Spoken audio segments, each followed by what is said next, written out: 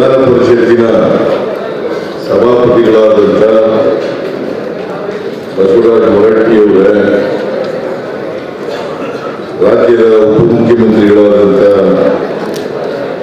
ಶ್ರೀ ಡಿ.ಕೆ. ಶಿವಕುಮಾರ್ ಅವರ,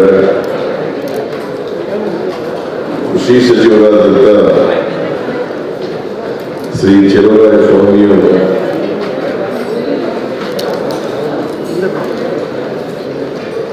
ಮಾಜಿ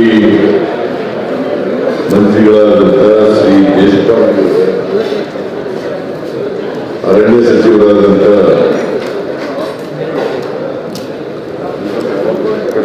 ಶ್ರೀ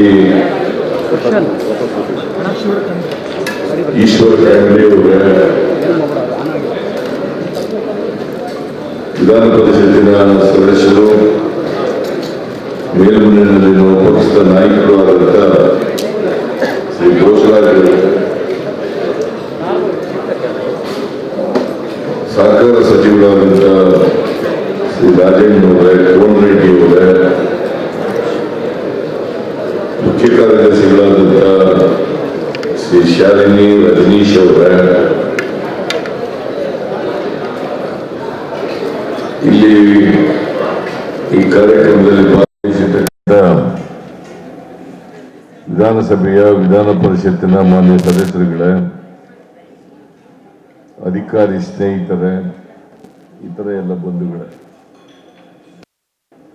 ಇವತ್ತು ಅಂತಾರಾಷ್ಟ್ರೀಯ ವಾಣಿಜ್ಯ ಮೇಳ ಸಾವಯವ ಮತ್ತು ಸಿರಿಧಾನ್ಯ 2025 ಈ ಮೇಳ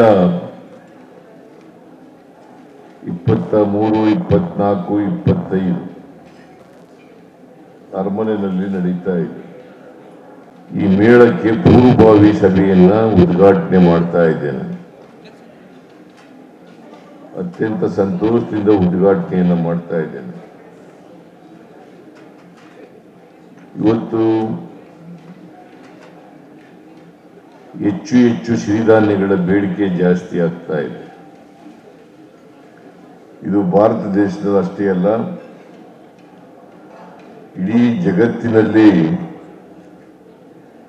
ಈ ಬೇಡಿಕೆ ಹೆಚ್ಚಾಗ್ತಾ ಇರತಕ್ಕಂಥದ್ದನ್ನು ನಾವು ಕಾಣಲಿಕ್ಕೆ ಸಾಧ್ಯ ಆಗ್ತದೆ. ವಿಶ್ವದಲ್ಲಿ ಸುಮಾರು 903.61 ಲಕ್ಷ ಟನ್ಗಳಷ್ಟು ಸಿರಿಧಾನ್ಯವನ್ನು ಬೆಳೀತಾ ಇದ್ದೀವಿ. 903.61 ಲಕ್ಷ ಟನ್ಗಳಷ್ಟು ಬೆಳೀತಾ ಇದ್ದೀವಿ. ಇದರಲ್ಲಿ ನಮ್ಮ ಪಾಲು ಅಂದರೆ ನಮ್ಮ ದೇಶದ ಪಾಲು 38.50.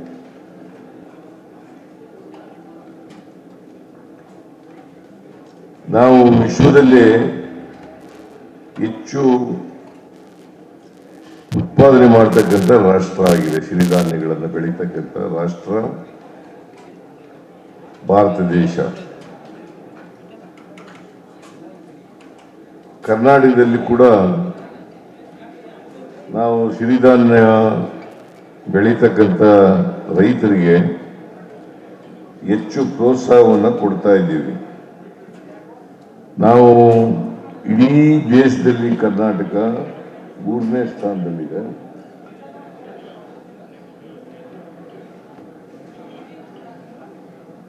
ಉತ್ಪಾದನೆಯಲ್ಲಿ ದೇಶದಲ್ಲೇ 3ನೇ ಸ್ಥಾನ.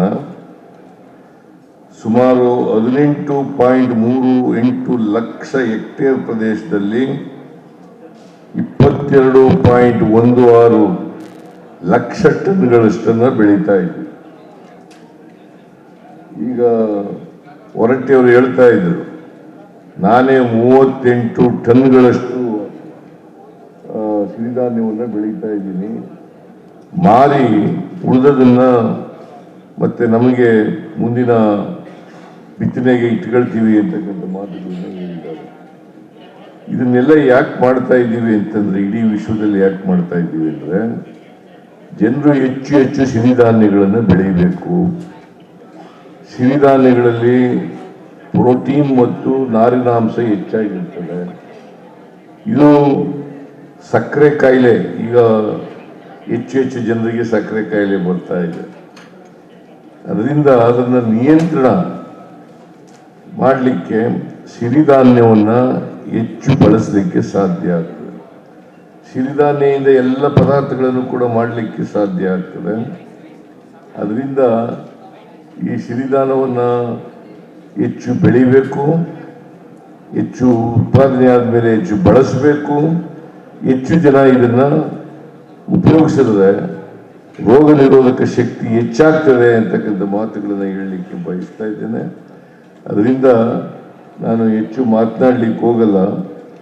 ಇವತ್ತು ಕೃಷಿ ಇಲಾಖೆಯವರು ಈ ಮೇಳವನ್ನು ಏರ್ಪಾಡು ಮಾಡಿದ್ದಾರೆ. ಚಲುವರಾಯ ಸ್ವಾಮಿ ಅವರು ಇದರ ನೇತೃತ್ವವನ್ನು ವಹಿಸಿರ್ತಕ್ಕಂಥದ್ದು. ಅವರಿಗೆ ಮತ್ತು ಕೃಷಿ ಇಲಾಖೆಯವರೆಲ್ಲರಿಗೂ ಕೂಡ